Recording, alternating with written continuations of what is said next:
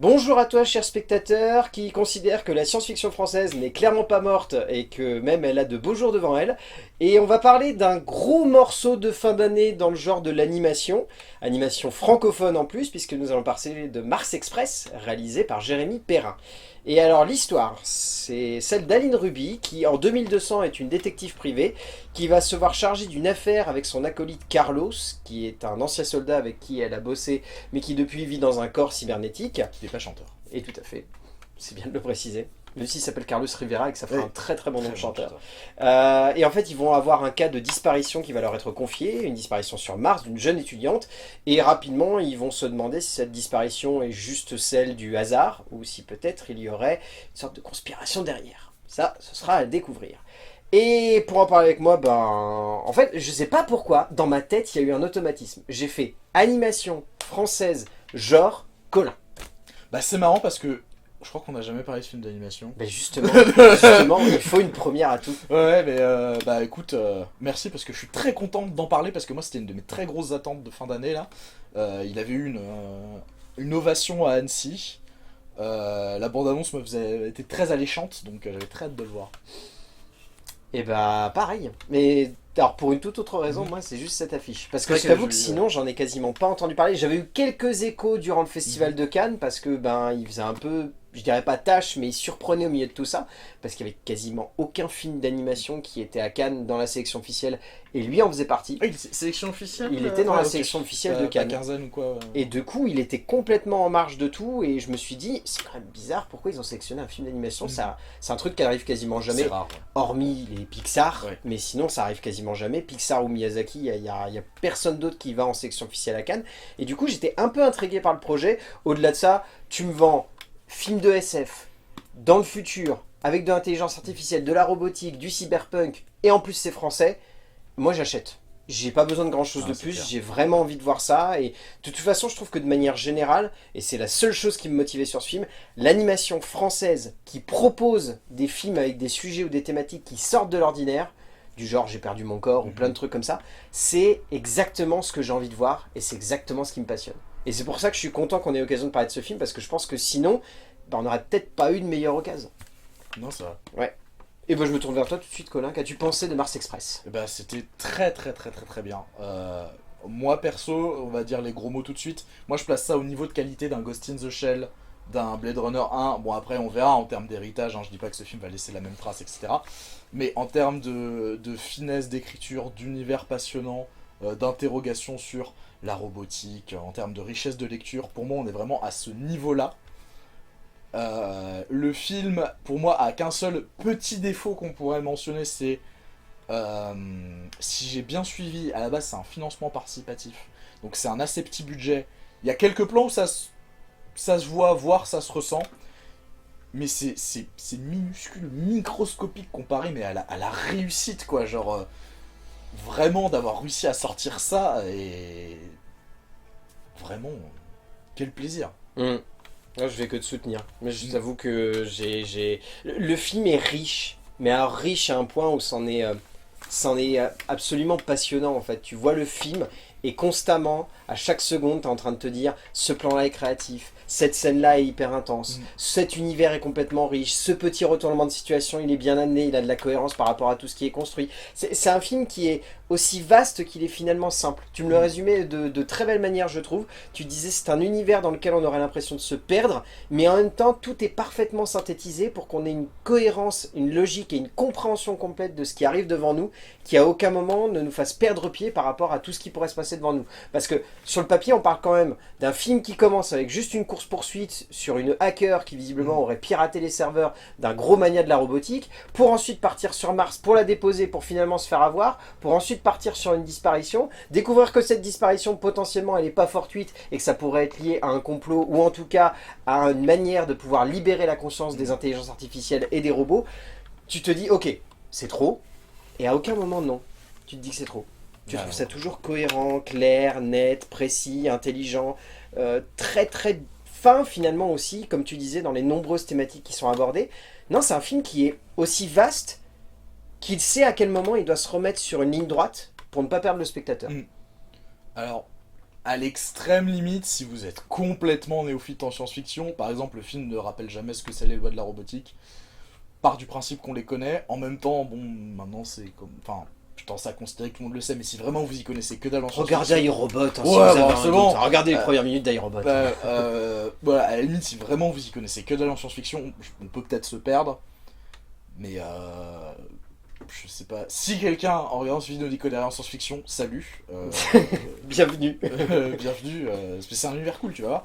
Mais aujourd'hui, ça me paraît être quand même de la connaissance relativement commune. Ouais, et puis après, au-delà de ça, ce que je trouve assez intelligent, c'est que même s'il ne les cite pas, sur les règles de les comprends. Les 3 règles de la robotique, donc c'est Asimov qui les a mis en place dans ses romans, et même s'il ne, ouais, comme tu dis, même s'il ne les montre pas ou ne les définissent pas, ça semble à peu près cohérent. On comprend que les robots peuvent pas attaquer les humains, peuvent pas se rebeller, ont pas une libre conscience. Enfin, on sent qu'ils sont limités. Et même si on ne nous le dit pas ouvertement, on nous le montre par le biais de petites actions. Enfin, moi j'adore cette séquence par exemple où Carlos va essayer justement de revoir sa famille et où il se passe ce qui se passe. Enfin, c'est très intense, c'est très sobre et en même temps ça rappelle un petit peu ces fameuses lois avec une vraie cohérence et une vraie simplicité.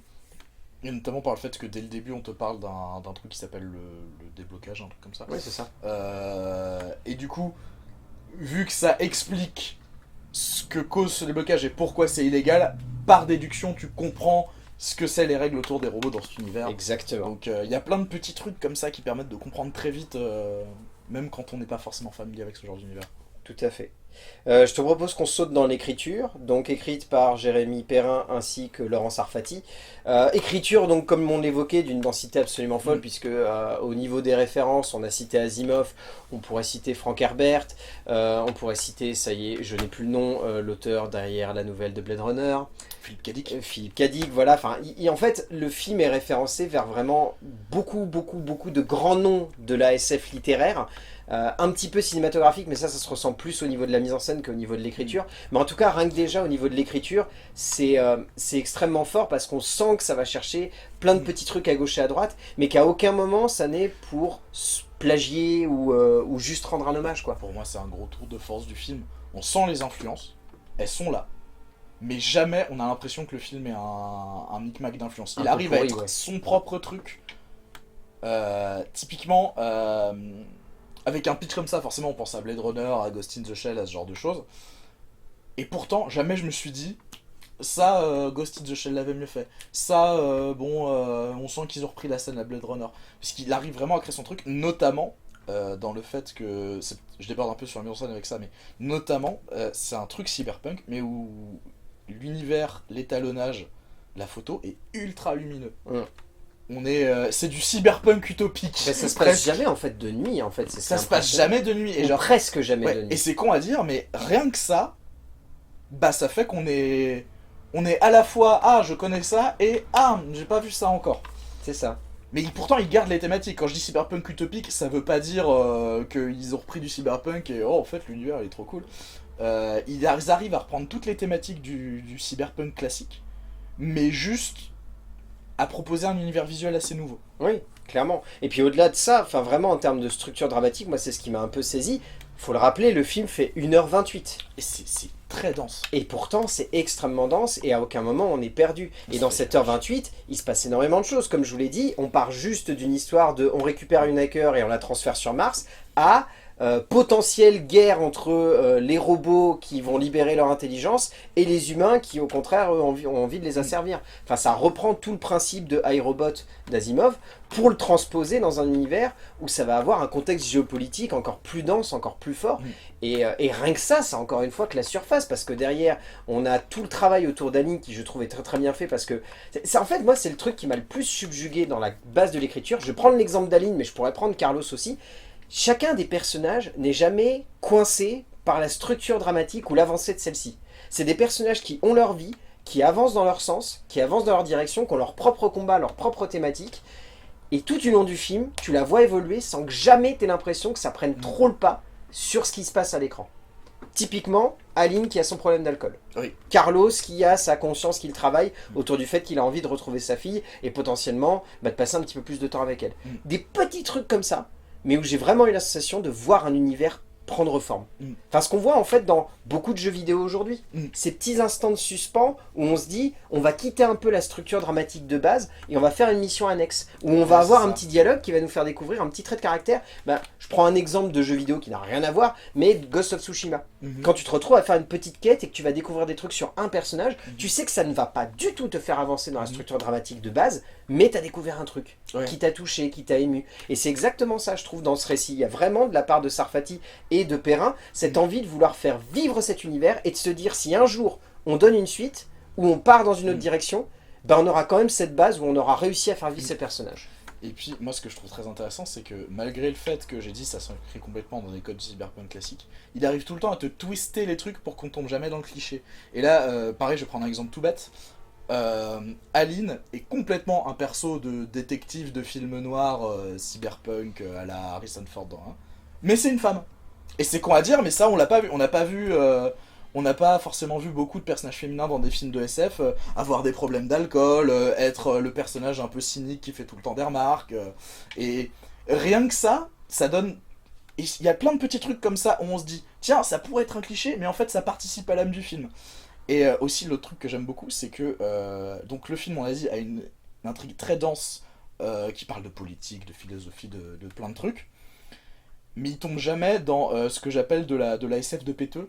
C'est-à-dire à faire non mais nous on va anoblir le genre, on va parler de vraies thématiques sérieuses.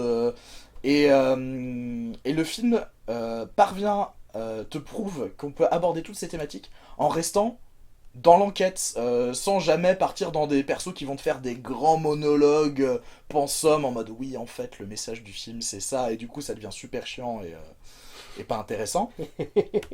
Et là non, on reste dans le genre, on reste dans le, j'ai pas envie de dire le divertissement parce que non mais on reste dans une logique de structurer l'intrigue. C'est ça, c'est rythmé, on s'ennuie pas, on suit autant le film pour ses personnages, pour son développement de l'intrigue, que pour les thématiques qu'il aborde en fait. Il n'y a jamais un qui prend le pas sur l'autre, et pour moi c'est ça l'intérêt de faire de la fiction, c'est que tu peux faire passer plein de trucs, l'air de rien, et c'est à la fois un film qui est très ambitieux, et qui se présente de manière un peu modeste, parce que tu peux très bien dire on va juste voir une enquête film noir quoi. Ouais c'est ça. Et pourtant, tu peux te poser des questions, parce que forcément derrière, à partir du moment où tu places une thématique comme possible guerre entre les intelligences artificielles qui pourraient se rebeller et les humains qui veulent absolument les parquer dans des camps, t'as forcément des échos historiques qui viennent, et donc c'est logique, mais ça a toujours été le cas dans les récits cyberpunk ou de SF, il y a toujours une cohérence par rapport à l'histoire passée, et le fait que l'histoire justement se répète. Le principe justement de poser une utopie, et de montrer que derrière cette utopie, il y a toujours les affres de l'histoire qui reviennent, et qui vont constamment renouveler un petit peu le cercle, et faire en sorte que le cycle va revenir encore et encore et encore. Et ici c'est fait de manière très intelligente, parce que tu sens que c'est là, mais ça prend jamais le pas, comme tu disais encore une fois, sur l'intrigue principale. Et je t'appuie complètement là-dessus, la grande force de ce type de film, c'est sa modestie, d'à aucun moment vouloir se prendre pour plus qu'il ne l'est, c'est-à-dire juste un récit d'enquête policière, qui certes a un gros fond, a forcément des thématiques qui à la fin vont avoir une résolution et qui surtout vont ouvrir une porte, où on va se dire ça a un écho, ça a un message, ça développe quelque chose de plus fort, mais où pour autant, l'enquête elle sera allée de A à Z, et c'est le plus important. Il n'y a jamais ce truc qui m'agace chez certains auteurs de science-fiction de non, mais moi je vais vraiment pousser les thématiques loin, moi je vais faire un grand film de SF. Le film ne vient pas en mode moi je vais faire un grand film de SF, je vais faire un film de SF. Et après vous en tirez ce que vous en tirez ce que vous voulez. Et c'est très bien. Et l'autre truc que je trouve assez ouf, c'est à quel point le world building est complètement ouf. Il y a plein de détails, de petits trucs, de petites technologies que tu comprends sans qu'on te les explique, que tu aperçois et que tu te dis « Oh putain, ça c'est intéressant, oh putain, ça c'est intéressant ». Et à ce niveau-là, je trouve que le film arrive à te placer tout son univers et toutes ses thématiques en 10 minutes. Et ça c'est fort. C'est-à-dire que, il l'a dit au début, on est sur Terre, il y a une petite course-poursuite sur Terre. Après on va sur Mars. T'as vu quelques plans de la Terre, quelques plans de Mars, t'as compris comment est l'univers. T'as compris que Mars est plutôt l'endroit où vivent les riches, les patrons d'entreprise. La Terre, t'as vu qu'il y avait des manifs anti-robots, tu vois que c'est beaucoup de gens pauvres, tu vois que c'est des quartiers très étriqués, etc. Il suffit de voir la fameuse séquence où t'as un robot qui tombe et où il dit, où il regarde les humains et il fait laissez-moi vous dire une chose, allez vous faire foutre. Oui, incroyable, c'est tabassé. Et genre, t'as aussi tout un truc au niveau un peu lutte des classes dans Mars Express, parce que quand ils arrivent sur Mars, tu vois que c'est vraiment des banlieues bien espacées, très riches et tout. Et notamment le personnage dont j'ai oublié le nom, l'espèce de patron d'entreprise avec lequel ils sont potes. Tout à fait. Qui forme d'ailleurs un très très bon triangle, j'ai pas forcément précisé, avec Aline et Carlos. Oui. C'est vraiment bien fait.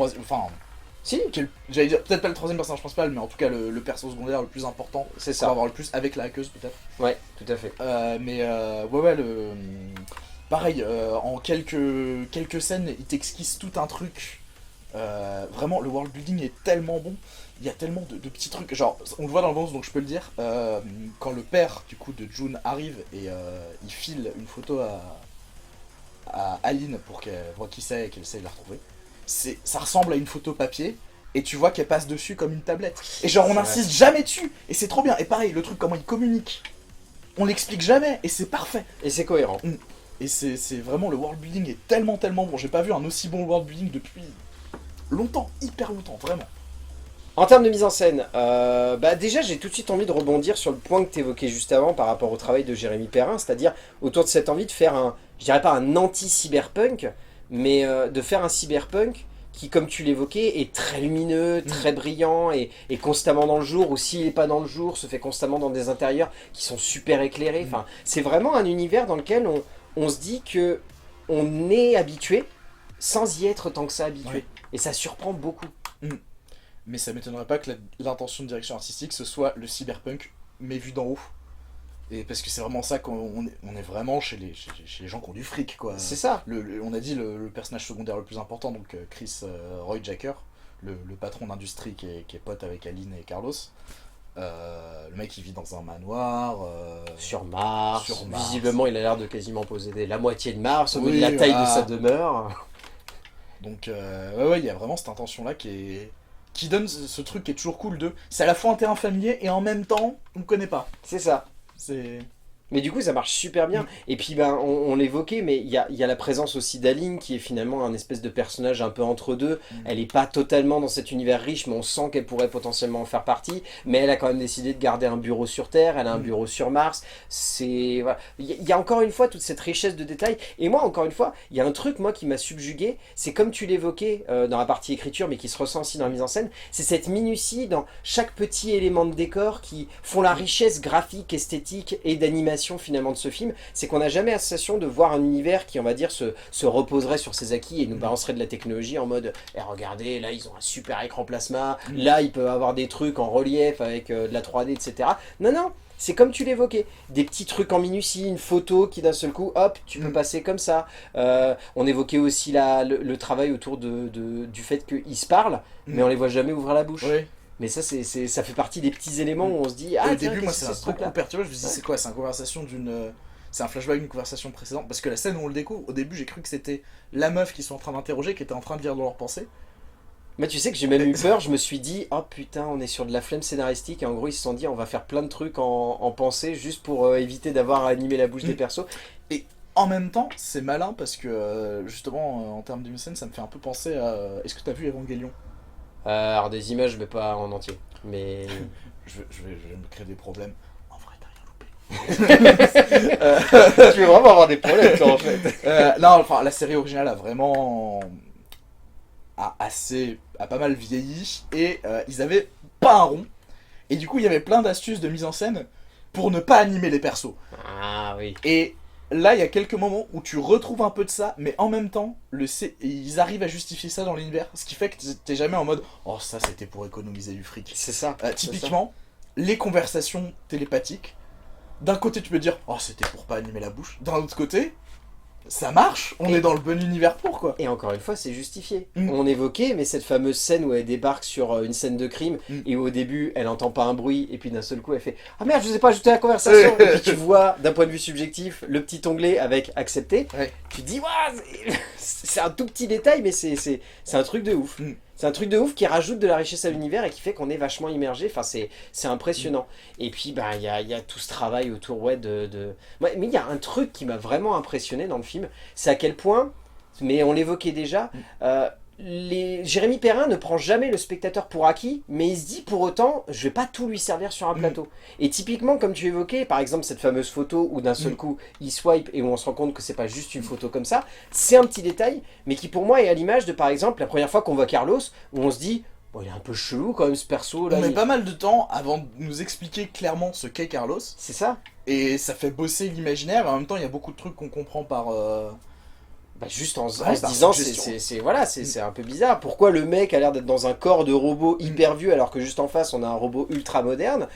Et moi, une scène qui m'a beaucoup fait rire par exemple, c'est quand on le voit en train de se faire une mise à jour, Oui. et à la fin la mise à jour plante. Oh, putain, j'ai un Il trop y vieux avait plus modèle. d'espace. Ouais. Mais c'est un tout petit détail. Et accessoirement, sans spoiler, qui va avoir une C'est un répercussion setup, sur la ouais. fin qui est super bien foutue. Et ça, c'est un autre point que je trouve très intelligent dans la mise en scène. Jérémy Perrin passe son temps à faire des setup payoff. Constamment, tout du long du film, il met un élément et c'est pas juste uniquement pour dire j'ai mis un élément un peu SF. Bah. Ça a toujours une cohérence par rapport à la suite du récit. Il y a un gros jeu de déco dans le film, notamment, comment le dire, sans les plans du générique. Tu vois de quoi je parle, voilà. Oui, tout à Juste fait. les plans du générique Ils font écho à la fin. font écho à quelque chose. C'est ça, Ouais. clairement. Et pareil, comme on t'introduit le truc du laser bleu. Voilà, encore une fois, vraiment sans trop le dire, comme on l'introduit. Et quand à la fin ça ressort, t'es... Ah. Oui, non, mais Et- c'est que des petits détails comme ça, enfin c'est génial. Et Et il se sert beaucoup de son univers et de cette technologie pour faire vraiment des idées de mise en scène. Il y a un plan particulièrement qui m'a beaucoup marqué. Quand Carlos va voir sa famille, il y a un moment où il repart. Et comme sa tête est une espèce d'hologramme, tu vois, quand il repart, t'as un plan sur son visage et en transparence, t'as sa famille derrière. oui. Mais il y a plein d'autres petits trucs comme ça, comme à un moment il va vouloir se prendre le crâne, tu sais, pour un petit Ouais. peu péter une durite, Mm. et on le voit avoir la main qui râpe l'hologramme de son visage, enfin c'est des super idées de mise en scène. Et pour rebondir un petit peu sur ce style d'idée de mise en scène que tu évoquais, dans un sens un petit peu plus drôle, ou en tout cas décalé, quand ils arrivent pour la première fois dans leur bureau, Carlos et Aline, et qu'il y a Chris Roy Jacker qui est là, dans sa piscine. Oui, et on se Avec dit, deux ah bah meufs. c'est un penthouse. Oui, c'est ça. Et là, ça s'éteint et c'était juste un écran intégral sur le mur. Moi déjà je vois ça, c'est trop bien. Genre, le film joue avec nous, nous propose des idées et tout, et c'est trop cool. Et pareil, il y a des trucs où c'est pas forcément de la technologie, c'est juste, il t'introduit des idées de cyberpunk uniquement genre sur un plan d'illustration. Ça pareil, je peux le dire, c'est l'abondance. À un moment, ils vont dans le quartier des prostituées. Il y a un plan où on passe sur la vitrine, et alors c'est des robots uniquement dans le quartier des prostituées, pareil, disons 11, j'ai le droit. C'est des robots donc qui sont en 1. Et parmi les robots, c'est hyper furtif, mais parmi les robots, t'as une gamine. C'est vrai. Et le film n'en reparlera jamais. Mais on te Mais, montre que... Voilà, univers de cyberpunk, on t'a posé un des trucs de cet univers. Et c'est tout, et t'auras pas besoin de plus. Mais c'est la grande force, encore une fois, de ce film. Et puis au-delà de ça, d'un point de vue purement formel et en tant que réalisateur, je trouve que Jérémy Perrin a une très bonne dynamique de montage. La photo est super. La photo est superbe, le travail des plans est fantastique. Il sait quand il peut se permettre d'avoir des plans avec vraiment de l'envergure. Là, pour le coup, les 10 dernières minutes, elles sont folles en termes d'envergure graphique, de séquence. Je vous dis rien, mais pensez montagne, laser, quand vous verrez cette scène, vous allez vous dire, niveau idée de mise en scène, c'est absolument fou, et ça a vraiment de l'impact par rapport à toute la suite, et par rapport à tout le message que ça véhicule, mais je trouve que tout du long du film, même les scènes d'action, les scènes de tension, le jeu justement sur les rivalités qu'il peut y avoir entre les personnages, toute la structure dramatique qui va en découler, tout ça, c'est vraiment des petits détails qui me font me dire que, certes, comme tu me l'évoquais un petit peu hors caméra, on peut voir des petites lacunes d'animation, mais c'est un autofinancement, c'est un film fait par des passionnés qui ont envie de nous offrir un truc qui sort de l'ordinaire, et ce truc est vraiment en train de s'imposer de plus en plus comme un des immanquables de cette fin d'année pour moi. C'est vraiment démentiel à quel point il y a une vraie envie de vouloir nous proposer quelque chose d'unique, de sincère, de profond et de dense. Et puis, moi je pense qu'il y a aussi certains automatismes qui viennent surtout de l'habitude. Donc comme on a dit, Last Man, il a bossé sur la série télé. Je me demande, alors il y a beaucoup de cuts au noir dans le film, il aime bien ça visiblement. En y repensant, ça vient peut-être de Last Man. Last Man, il y avait pas mal aussi de cuts au noir et tout, qui étaient autant pour des raisons de budget que un effet esthétique, parce que il aimait bien terminer ses épisodes de manière très abrupte. Et d'ailleurs, il y a un autre truc qui était une qualité dans Last Man, qui était une qualité aussi dans Crazy Junk, qu'il a écrit, si je ne m'abuse, selon Wikipédia, selon la police. Et qui est que c'est un mec qui arrive à t'aborder des trucs vachement sérieux, vachement profonds, tout en te mettant, alors dans Crazy Junk, tout en partant d'une grosse connerie, et dans le cas de Last Man, tout en mettant des grosses conneries au milieu de ces trucs. Et là, dans Mercenaries, ça se ressent parce qu'il y a un petit humour un peu caustique dans les échanges qu'a Aline avec Carlos. Il y a des sacrés punchlines aussi. Il y a des sacrés punchlines. Il y a plusieurs idées d'univers qui sont pensées pour être un peu rigolotes, genre le chat au début. Oui.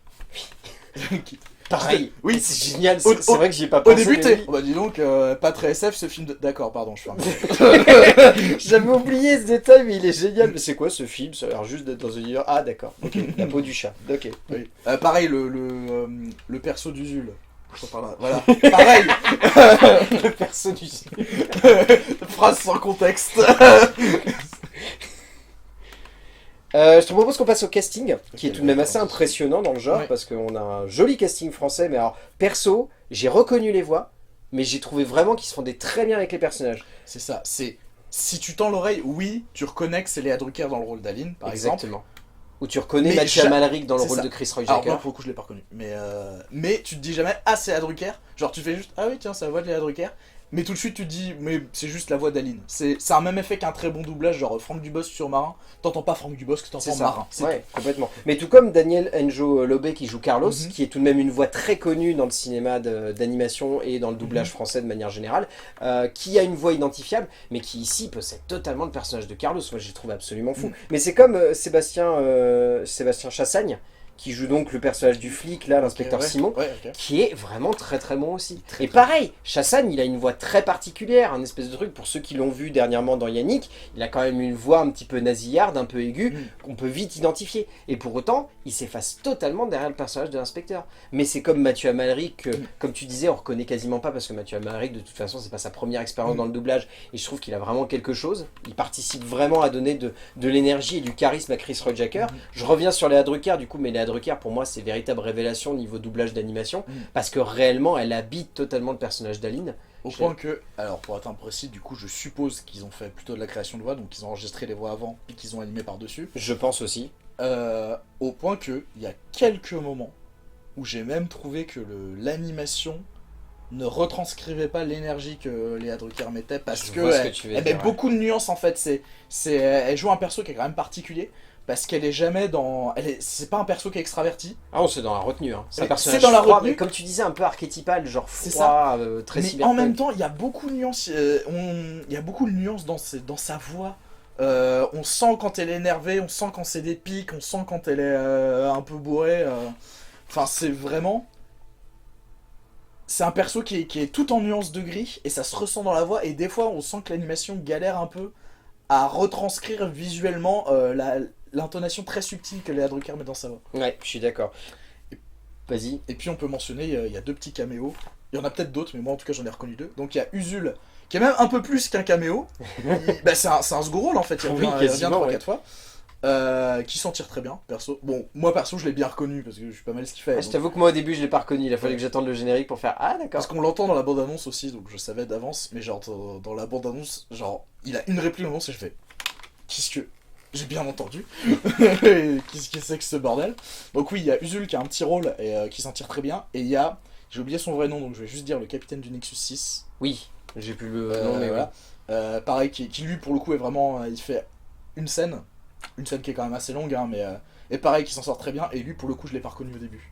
C'est genre, il y a un moment où son personnage commence à tchatcher, à faire un peu un monologue, et là je fais, je reconnais cette manière de parler. Et après, pour les rôles plus tertiaires, bon, d'autres acteurs un petit peu plus connus, il y a Jevien Wang qui joue Juncho, qui est vraiment bien. Mark Keller qui joue Beryl, l'intelligence artificielle qui s'occupe un petit peu de gérer la boîte de Chris Roy Jacker. Et Marie Bouvet qui joue Roberta, la fameuse hackeuse. Enfin, vraiment, le doublage, de manière générale, je l'ai trouvé vraiment excellent. Et je trouve que même les acteurs secondaires, même comme tu disais, les toutes petites interprétations ou les caméos, c'est vraiment bien géré. Et ça a vraiment de l'intérêt, je veux dire. C'est pas uniquement pour dire on a calé un caméo, c'est vraiment pour servir un perso. Et après, tu auras le plaisir de découvrir que, ah bah tiens, c'était tel mec. Mais c'est vraiment bien fait pour le coup. Ouais, et en même temps, je trouve ça cool pour un film qui a fait du financement participatif sur Internet, qui est vraiment. Enfin, le film du coup se retrouve vraiment à la croisée de. T'as des acteurs traditionnels issus du cinéma, des doubleurs qui sont très habitués au doublage, et deux personnalités d'internet au milieu de tout ça. Le film s'assume comme vraiment à la croisée des univers, Et même, on n'en a pas parlé, mais en termes d'écriture et de mise en scène, c'est à la fois inspiré de trucs américains et de trucs japonais, tout en restant très français. C'est ça. On arrive à la fin de cette vidéo, qu'est-ce que tu retiens de Mars Express? Bah clairement pour moi une des petites tartes de l'année, hein, et surtout, je suis heureux que ce film existe en fait. De base je suis heureux que le film existe et qu'en plus il soit si bien, et que vraiment ça a été fait par des gens qui, on sent qu'ils se sont arrachés, qu'ils ont vraiment fait gaffe, que c'est écrit de manière très carrée, très, très exigeante, et vraiment une preuve de plus que le cinéma français va bien, merci pour lui, qu'on nous propose des beaux trucs, notamment en animation, et que ce genre de proposition, alors ok ça doit passer par des moyens détournés, un financement et tout, mais ça peut exister et ça peut être de très très grande qualité. Je le dis, je pense pas qu'il aura le même héritage parce que il n'arrive pas en tant que précurseur, mais pour moi on est sur un Ghost in the Shell français en termes de qualité d'écriture, vraiment. C'est riche, ça parle de classe sociale, de racisme, de robotique, de vide existentiel, de plein de trucs. Et putain, quel bonheur que ce film existe, vraiment. Eh ben je ne vais que te soutenir là-dessus. Non, bah, grosse tuerie en fait, c'est vraiment le petit plaisir de fin d'année qui fait du bien, qui rappelle qu'au milieu de cette année où le cinéma français nous a quand même proposé beaucoup de choses, il a surtout montré qu'il savait faire plein de choses. Mais vraiment plein de choses, quand je dis univers, quand je dis proposition juste de cinéma, oser aussi proposer des choses différentes de ce qu'on a l'habitude de voir, ne pas s'enfermer dans les carcans habituels et aller vraiment au-delà des chemins tout tracés et tout faciles dans lesquels on pourrait tomber. C'est vraiment une envie de cinéma pure qui détonne, qui fait du bien, qu'il faut soutenir parce que je pense que si on soutient pas ça, faudra pas s'étonner de se taper encore une fois les mêmes choses dans le cinéma français. J'en parlais il y a pas longtemps, tu vois, avec Mathieu quand on a vu Le règne animal, mais on évoquait le fait que si on soutient pas ce genre de film, on n'aura pas d'autres propositions dans le genre, et heureusement Le règne animal a fait son petit bout de chemin et a l'air vraiment de marquer les esprits et en tout cas de, voilà, de faire un bon bouche à oreille, donc tant mieux. Je sais pas si Mars Express ça pourrait être aussi fort que ça, mais j'aurais vraiment envie de vous pousser en fait, de jouer les curieux, d'aller à fond là-dedans, d'accepter la proposition. Et encore une fois, c'est pas long, ça dure 1h25 si vous enlevez le générique, donc c'est vraiment pas long. Mais la proposition est tellement audacieuse, furieuse, intense et juste que ça serait quand même con de pas soutenir ça. Le premier que je vois sur Twitter faire gnu le cinéma français c'est trop nul et qu'il n'est pas allé voir Mars Express, mais je vais le retrouver. Parce que moi qu'est-ce que tu vas lui faire? Je sais pas. Je vais lui péter les tibias. Ouais, parce que vraiment, moi ça fait des années que c'est un discours qui m'agace un peu. Non mais de toute façon le cinéma français c'est nul, on produit que des comédies. Vous allez pas voir les films qui sont bien. À un moment, vous regardez que des bandes annonces de trucs qui ont l'air nuls, vous dites ça a l'air nul et vous allez pas les voir. Donc à un moment, voilà, on propose des trucs comme ça. Surtout là sur cette fin d'année 2023, il y a une vraie petite vague. Clairement. Depuis septembre, il y a une vraie envie de cinéma français. T'as parlé du règne animal, peu importe ce qu'on pense du film, il y a eu Acide, qui était quand même une proposition courageuse. Exactement. Là en novembre on va avoir Vincent doit mourir. Tout à fait. Qui va sortir. Et il y en a un quatrième que j'oublie, mais il y en a plein. Vraiment il y en a plein. Je pense que c'est à la fois un renouveau générationnel. Les portes qui ont dû être ouvertes par le fait que Julia Ducournau ait chopé une palme d'or. Voilà. Le fait juste qu'ils soient baignés dans un univers et dans une génération où il y a eu des gens qui étaient audacieux et où du coup ils veulent absolument être dans cette idée-là. Et aussi le fait que l'industrie de l'animation au cinéma en France, j'ai l'impression qu'il est en train de repartir un peu, en tout cas l'animation pour adultes. Tout à fait. Parce que moi je l'avais vu, il avait présenté un épisode de Last Man à un salon où j'étais, Jérémy Perrin, il disait que lui il avait toujours voulu faire de l'animation pour adultes mais que c'était hyper dur à financer. Il racontait notamment, vous avez peut-être vu ce clip de musique, j'ai oublié le groupe, où c'est des jeunes qui vont dans une piscine. C'est lui. Ah, c'est pour ça que l'animation me disait quelque chose. C'est vrai que je l'avais revu il y a pas longtemps. Mais oui. C'est lui. Et il explique que lui, c'était un projet qu'il avait fait un peu comme ça. Le truc sort. Il y a plein de producteurs qui nous font « Waouh, on a vu le clip, trop bien, ça te dit de bosser sur une série ?» Ouais, carrément, c'est quoi la série? C'est une série sur un petit pingouin mignon. Et il disait c'est très bien aussi, hein, les trucs familiaux pour enfants, mais lui, il avait envie de faire des trucs pour adultes. Et là, il a pu faire ça. C'est trop cool pour lui. J'espère que ça va continuer. Et aussi, je sais aussi que des fois l'animation c'est difficile parce que les gens sont en mode oh bah non, l'animation pour adultes c'est toujours dur. Là vraiment vous laissez pas arrêter à ça quoi. Oh non. Genre ça peut même plaire à des ados je pense. Ouais, vraiment, c'est trop bien. Ouais, foncez voir Mars Express de Jérémy Perrin, vous allez pas le regretter. Petite pépite, et je pense perso, ça sera dans mon top. Ça sera dans le top de l'année aussi. Ouais, clairement. Merci mon cher Colin. Mais de rien. Merci de ton enthousiasme, j'ai envie de te dire. Ça fait du bien. Ça change de Blue Beetle. Oh putain. Et d'ici là, on va dire aux gens d'aller voir des films parce que c'est bien d'aller voir des films et qu'on se retrouvera pour parler de films, bien évidemment. À plus. À plus. Quel enthousiasme. Ah bah putain, oui, mais ça j'adore. fait Non mais plaisir, j'adore, ça mais fait c'est bien, ça donne envie aux gens. Si vous allez pas, je sais pas ce qu'on peut faire de plus. Hein. On va tous vous retrouver un par un. Tous les Français qui n'ont pas été voir Mars Express.